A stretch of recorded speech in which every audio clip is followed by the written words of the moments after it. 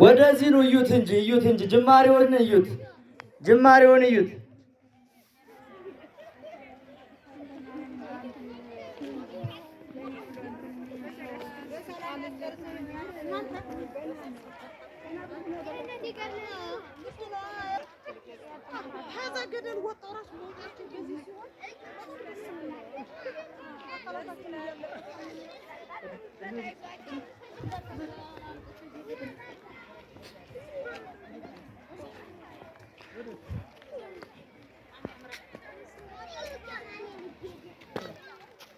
ቆንጆ ነው ማለት ነው። ራሱ ወደ ምሬ ተጠበቀ። ምክንያቱም ሁለት ግሬድ ማረጋት አይቻልም ነበር። ግራውንድ ይሆን ነበር።